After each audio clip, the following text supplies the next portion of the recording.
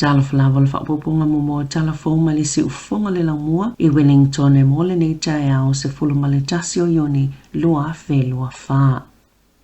O le awhaia se su enga tūto tasi e le komisi mo au nanga le mālo au whaanga solo ini tua inga I whaapea o whaamomonga I na mau maile tu singa ingoa maile manu reo marae. Sa se seona whaonga I ne tu saima se saunanga le pale mia Christopher Luxon I le aso ana nafi. Sa li putia le Sunday Star Times o whaamomonga mali tu singa ingoa I lea marae na whaonga ina mo whaatau sina al whainga palo talvaenga whaia Māori pe a maleono matanga al venga po la le mālo. O le whaanga solo I nei le suenga o lo te ina malo silvaenga whaia Māori tu ua inga I whaapea na o lātou whaonga ina whaamaumonga o tangata na o ina I le tu singa ingoa po o tu winga le COVID e fsosani a lātou whaatau sina mo le whainga pālota na tā ua le pālemia o le awa aile suenga I tūlanga lo pui ai whaamaumonga patino o tangata taito tasi e matanga alwenga le malo o tu ina ato le pālemia se tu sile komisina le tō maumo au nanga le malo Heather Bacot ina ia whaia se iloilonga po o se suenga I tu saima le tu la fono o le Public Service Act lua fe lua se fulu. O lo fsosani le oranga tamariki leo I se suenga o lo whaia I le uma leo lau se pepe te kuiti o na leo se whaalawelave na mafuai e se fulu masina o le pepe mana awina atu il whale mai te kuiti wale ilo se tangata I lau au le sto nai na ta wai leo o suenga amata na ilo ila afio le pepe I se ngayo inga matu ia na ta we se whaamatalanga le oranga tamariki le ailo le ato anga manu anga le pepe se suenga ilo na tino maliu le o la tamai se taini lo ai sa tala noa leo I mātua o le pepe whaapea I manisi tangata o le ainga.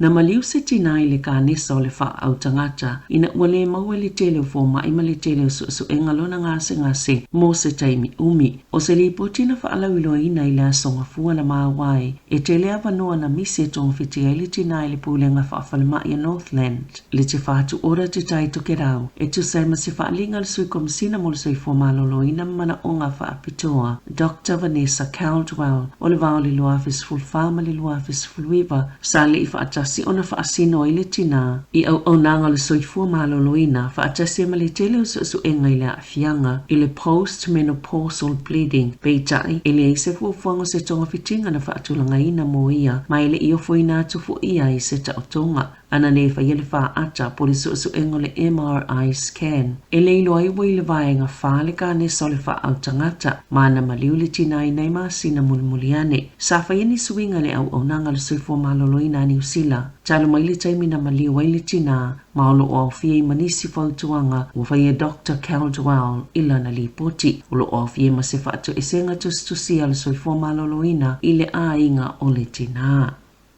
O sauni le palemia Christopher Luxon e malanga ia pani le whaiunga le vaiaso whato atali o mai le palemia le na whainga malanga I le Pasifika le na ia siaini we mawhiti o le asasane I malanga ia pani ai to itali o mai le aso luas fulo uni e tāua tele ia pani ia New Zealand ona o le tamau ainga lo na whalo na tele ele na lolangi ma o le atunu ulo na whafo I lea le tele o oloa whaata watu ia ia New Zealand pe ona tāua le palemia o le amalanga whaatasi Luxon mani whaipisi nisi sinia o se avano e whaalau I loa to New Zealand ina ia whaatau sina mai I tangata tā whao mai ia pani pe ona whaanlia e Luxon o le awhelo I atu I le palemia o ia pani Kishida Fumio o le au fia fo I le au malanga le whantua o le palemia whaapele Minister o fi whaatawa inga Todd McClay.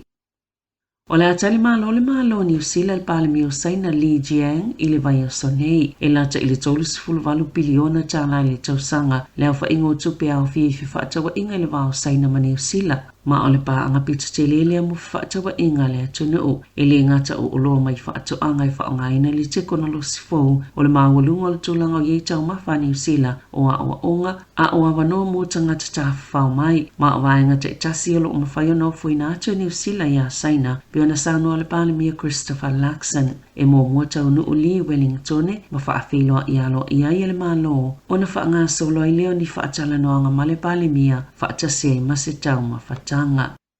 Ua lua tau sanga I le leini tupe mamale au whai whaatoanga mo a voka ma alo I ailo la tau whaanaunga ina ia le leile sele selenga I le nei tau sanga o le whaale tono le tau sanga lua whelua tolu Sa le yei fuo avoka e mai se mole whaatau atu ia tuna ui whafo masai u ina te lei avoka i whaatau i te tonu lava o New Zealand mala i titi e polo fiti ale au whai whaatoanga. Aina ta uere pule sila le whaala putuputonga o whai whaatoanga mole avoka i New Zealand o lo o fōlinga le lei mai fuo avoka i le nei tausanga o le sefulu tausanga talwai e tu samole valu sefulu 5% o avoka whaatau atu New Zealand i whafo sa ave Australia pe tai o le tolu tausanga talwai na pa uila lo i fole 5% e mafua o na ua tele ina tutoe Australia la tau lava avoka o le ua matana wawa ai e toi whaatau atu i Kanata ma Amerika i mātu o na ile i toi whaatau atu ni avoka i a vaenga o le lalangi ai whaapea i foi ma Asia.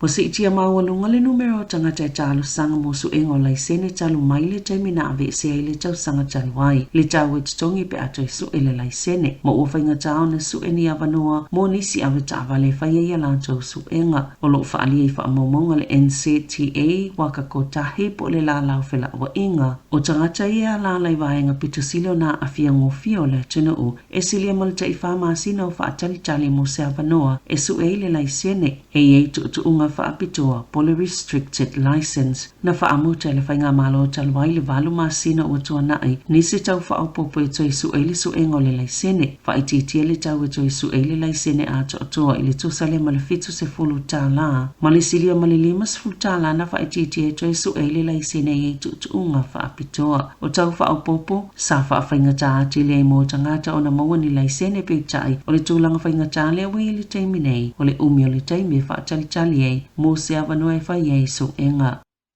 E la tai le tolo miliona tala na whaaluina na mtanga luenga o a onga, i se a onga se tasina le si talai tamaiti to o wha se fululua, ai to o lua se fuluiva na whaau i le lua tausanga, o le masina taluaina le to e tu ina atu wai se tupe whaal tausanga mai le paketi, po le tala whaatitau au tu o le tupe al malo. E whaate sima le 5 miliona tala o tupe maua whaal tausanga i le te kaua matakura. Ona na ta ua le malolo o whaawau pe ona le uma le whaonganga o ia vai ngā tupe mai to i titi fu i tangata po o tamaiti o lo o vesi tala ai. O le whailonga le tipi lomo le vai ngā 5 i le iloa o tū mā ngā iwi e na o le whaalua na iei tamaiti i te taito ke rau le lua whelua sifulu ma le lua whelua tasi. Na ta ua le minsta langolango a onga le nā taimi Calvin Davis o taimi na loka ile tunu ile COVID matuutuunga sai ai na polokai fo ile listala ila toi fia o ngā ia mata upu. E to o valus fulu 5 le au siva ma le au malanga o te aroa New Zealand le whaalinga o tū manganu Pasifika o lo o tali malo ai Hawaii e ta i whātau sanga ma whaatau na uina lea whaalinga le Pasifika le Pacific Festival ma sa amataina tala mai le vaitau le awhiv se lau fitu se fulu o se avanua moa tunu o le Pasifika e whaatau laula ma whaalau iloa i o lātou whaasino manga i a lātou tū manga nuu e silia ma le luas fulu atunu o lo o Hawaii ma ua tele fo ina whaatu saina pe whaingoina o le Olimpika o le Pasifika e lua vai aso lo whaanga solo ai lea whaatasinga.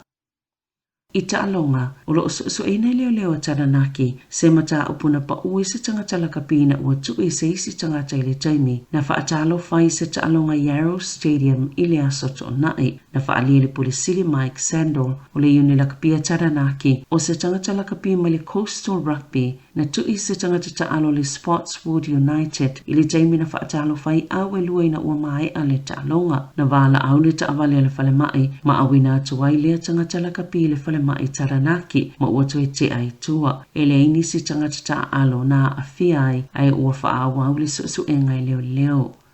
E ui ana toi fo i ane le tomai ta i tongi polo numero tasi i le mama o Chris and Weke. Leo sa manua peitai sa whaato i lalu ina lavala na au siampine le Mystics i le maalosia le Paul sa Wellingtone i le taalonga i le poa na po. O lo utulanga tolo le Mystics i le taiminei. Ai ua numero tasi le Paul si le taamnusanga le ANC ina ua mai a le taalonga i porirua. Sa manua fo i le tomai ta i o peta toi ava le Mystics i le taalonga. O toi vala au le Mystics le tomai ta o Kayla Johnson lea sa ta alo kalapu ai o le taimumu fo ile o toi ta alo i tiana me tuarau o le awa le Pauls.